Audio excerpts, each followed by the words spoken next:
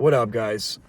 So I was going about my day and I had the idea to kind of talk a little bit about what it's been like for me to be clean, and you know what I mean? Like just what life has been like, what it's like navigating cravings, kind of give you a little bit of inside information of my own struggle, my own plight, what I did struggle with back in the day when I first got clean. September 19th, 2019 was the day that I jumped in the car with Justin and he drove me to Blue Hills Detox Center.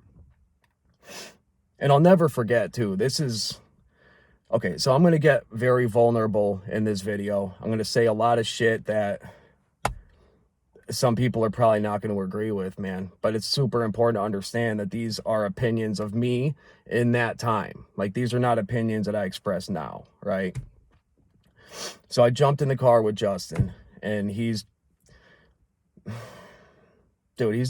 my family is just fucking great, man. Like, my family, without them, dude, I don't even know. I don't know where I'd be. And I mean that. Like, I don't know where I'd be. So I jumped in the car with Justin, and he looks over with this concerned, loving older brother look. All right, Joby, like, we're doing this shit, man. We're doing it. Like, and he asked me, are you ready? And I remember lying to him. And I remember saying, yeah, dude, like, I'm ready, bro. Like, I'm ready to get better, right? And in my mind, I'm thinking, this poor fucking dude has no idea that I have no intention on getting clean. I have no intention on changing anything about myself, and I'm only doing this to appease my family, right? That was my thought process in the car. So we get to Blue Hills, he drops me off, I give him a hug goodbye, and the people start doing their intake. And some cool-ass Jamaican dude comes out like, damn, brother, you're looking rough. You know, let's try to get you better, right? Something about that dude, man. Like, that dude was fucking awesome, man. And yeah, so something about him saying, let's try to get you better. Something just snapped in my brain, man. Like, Joby, bro, you got this stranger telling you that you look rough, right? This clearly good dude. Like, the look in his eyes was not one of deception, right? This dude, like, genuinely wanted me to get myself to a better position in life. And you could tell. And it's crazy because a lot of these therapeutic kind of places, like, there's a lot of vultures in them too. There's a lot of people, you look in their eyes and there's a darkness, right? This dude did not have that darkness, right? And he turned out to be like I was not wrong with my initial assessment. Like, this dude was clearly a well-meaning, good guy, right? So just to keep it short, all right, I start the whole program and I'm like super sick. And what they do when you get to the program, if you're an opiate addict like I was, they ask you, you know, if you want medication. My answer was, of course, yes. You know what I mean? Like, I wanted medication because I was super sick. So what they do is they throw you on methadone. They give you like a super low dose methadone over the course of like 6 or 7 days, right? And I remember during intake, one of the doctors, they have you go and interview with doctors, right? Or one doctor. But I jumped in with that doctor and she asked me, like, okay, do you want to be medicated? Yes, I do. What do you want to be medicated with? I want to be on methadone, I tell her. And she looks me dead in the eye. She's like, hon, you do not want to be on methadone. I'm like, no, I want to be on methadone. You know what I mean? And she's like, no, I'm telling you, you don't. And I'm not giving you methadone. I'm going to put you on Suboxone. And we're going to give you methadone for now, but this is a 5-day weaning. But I'm going to give you a prescription for Suboxone for when you get to wherever you're going next. And there's going to be a time when you're going to have nothing. Like, the whole goal here is to detox you. It's not to get you on a new drug. I'm going to interject and say, when I say that I was put on Suboxone, it was like 25 days until I got Suboxone, right? Like, she didn't write me a prescription for Suboxone. Eventually, the doctor through the Farrell House gave me 2 milligrams of Suboxone to take daily. And to this day, so this was 4.5 years ago, to this day, I still take a tiny ass sliver of Suboxone. So, I would say tread carefully with the medications that you decide to take. Although I would also say that that very well may be the reason why I'm still here. But for what I take today, it's not even doing anything to me, man. Like, I'm basically at this last little string that I'm about to jump off of, right? So I just wanted to say that real quick. And like, this horrified me, right? Like, I was super scared by this. But I went along with it because, like, as an addict at the time, like, you're just worried about that moment. You're worried about not being sick at that exact time. So I'm like, okay, like, you're telling me that you're going to give me this shit, like, for now, though. I'm going to give it to you for now. But it's only going to be a 5-day thing, she says. Okay. So I go through that. Every day is still atrocious, right? Like, I'm still super sick. I can't even describe to you how sick I am. Like, dude, like, whatever. It's going to come further down the line of this story, right? But, okay, the detox center, really, like, nothing eventful happened at the detox center. Like, it's just being sick, half-heartedly interacting with people until you could find, the real thing, which is the rehab center that you go after the detox, right? And where I ended up going is the Farrell House, which, dude, the Farrell House is the shit. Like, if you are an addict and you have the opportunity to go to the Farrell House, you want to fucking take it, dude. Like, that place is a godsend, literally. You know what I mean? Like, the people at the Farrell House care, dude. Like, so the Farrell House is it's a very small group of all men. And you got about 20 men, hopefully all just dedicated to getting better and freeing themselves of the addiction bondage, right? So I get out of Blue Hills, I do 10 days in Blue Hills or whatever, and I arrive at the Farrell House. And at this point, I'd been off the methadone that they wean you from, like, to keep you from being, like, crazy sick and detox. I'm off of that for 5 days now, right? And basically, what happens is my body is just desperate for anything to be put inside of it. Like, I couldn't even, dude. There are people out there that say that being in withdrawal from an opiate is similar to a common flu. And, like, I'm here to tell you, that shit is a fucking joke. That shit is a joke. If you're going to sit here and tell me that me being in opiate withdrawal is like the common flu, I'd like to know what the fuck kind of flus you get, bro. Because this shit was more closer to a demonic fucking exorcism. You know what I mean? Like, this was a lot closer to something spiritually fucking parasitic than anything flu-like, right? And in the process of exorcising myself of this demon, I had to rediscover who I am, right? I had to relearn literally how to speak. Like, anybody that was at the Farrell House with me remembers, like, bro, I couldn't even talk out loud. I literally, like, that's literally what I would do when I'm trying to talk. I just would make fucking noises, dude. You know what I mean? Like, now and again, I'd have, like, little, I should say, like, I have extreme social, not so much now, but I had extreme social anxiety. So that's what drove the inability to speak, right?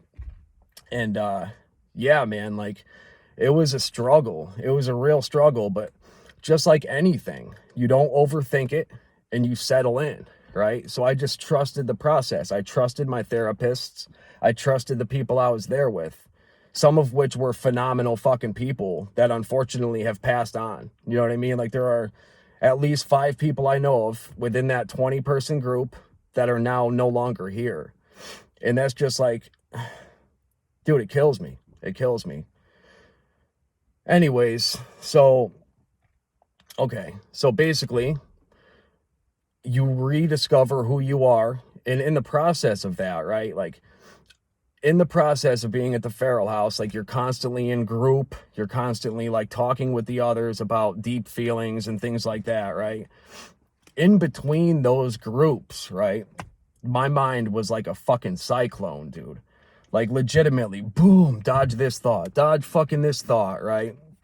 Just, this thing was traumatic. This thing was traumatic. I'm literally remembering being in the store with my mom in Stop and Shop when I was 7 years old and not waving back to a cashier who looked me in my eyes and said hello and waved at me, right? Like, these are the kind of things I'm thinking about. Like, all of these little things throughout the course of my life somewhere just sat in my subconscious, and they just all flooded me at once, right? And you're also in a constant state of fight or flight, right? In my case, at the rehab center, it was flight. Like, I just wanted to fucking run away, dude.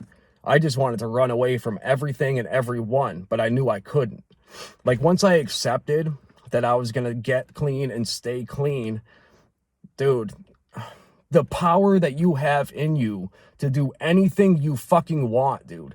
Anything you want exceeds what you think it does. Like, it's so much stronger than you would think, bro. It's just, it needs to be a genuine decision that you make. Like, your brain knows when you're bullshitting. Your spirit knows when you're bullshitting it, bro. Who knows you better than your fucking spirit? You know what I mean? Like, so when I made the decision to exorcise myself of those fucking opiate demons, right? There was nothing that was going to stop me. Like, was it embarrassing to be unable to speak and like be a fucking shell of a man for however long until I got out of rehab? Yeah, it was incredibly embarrassing. To say that it was humbling would be an understatement. But the amount of knowledge of self that I learned in between all of those embarrassments, and like there'd be like little epiphany here, little epiphany there. Like, I have all these writings that I did when I was in the Farrell House, and it's like, it's astounding to put myself in my shoes then, because like, it's just super interesting, dude. And you know, one of these videos, I'll just like take some pictures and throw them, you know, over the video too.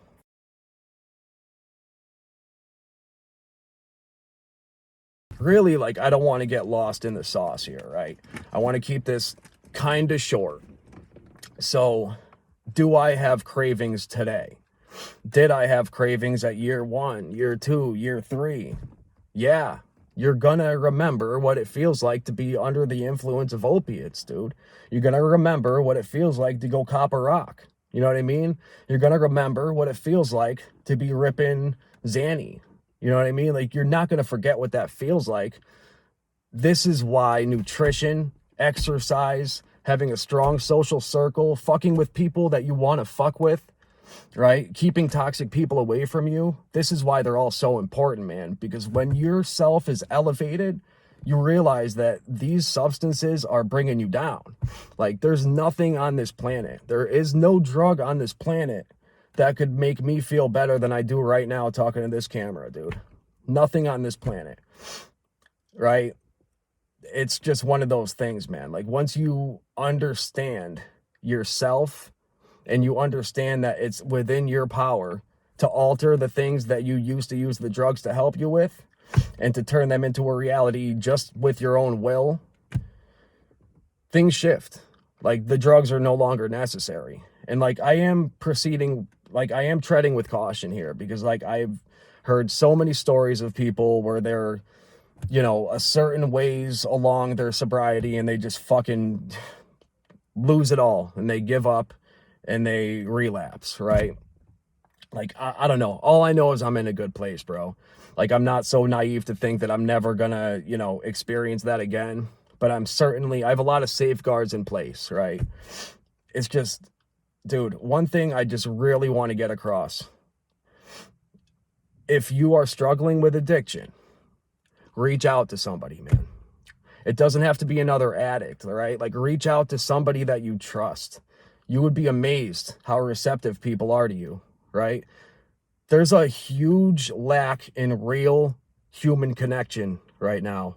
And when you're honest with people and you confide in them, they fuck with you. Like, you're now bonded with them, right? And you're going to realize, like, you're going to see that they start to like say shit back to you, like super deep stuff about themselves, right? This is what human connection is. When you get lost in this idea that you're alone in this, that's when these bullshit wheels start to turn and all these gears start fucking breaking and the wheels fall off, right? Bro, God put you on the planet with other people for a reason, right? Like whatever this life is, it's not meant to be lived alone, in darkness and in silence. Like there's the concept of suffering in silence. Like, all right, bro, like that's all cool until you're talking to a fucking dope fiend, right?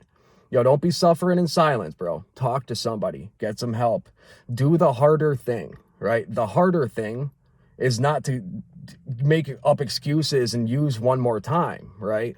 The harder thing is to tell your mom, tell your dad, tell your brother, tell your sister, tell your best friend, hey, dude, I'm thinking about getting fucked up again. You know what I mean? And I don't know what to do with it. I don't know where it's going to go. All I know is these thoughts are fucking coming a lot more often than I'd like. It's worth doing that, man. And like I said, like, it's going to yield a result that you don't expect. I can promise you that, right? Yeah, I don't know, man. So anybody that doesn't know, like I don't even remember if I already said this in the intro, but I'm trying to start a YouTube channel centered in men's health and sobriety, right? That's why I'm making these videos on Facebook now, is to kind of make videos and show them to people who already know me. Like to some extent, like most people seeing these videos have an idea of who I am, right? So that's my goal. I'm only going to get, I mean, I don't know. I'm trying to get better and better with the videos, and you know what I mean? Any love you show me, any support you give me, any constructive criticism you have, I'm receptive to all of it, dude. Like, I'm trying to get better with this shit. And I'm not doing these videos for any monetary gain, bro. Like, I'm not doing these videos for any reason other than to attempt to speak to other people that have been in a similar place that I have, right? So with that, I hope you have a fucking great day.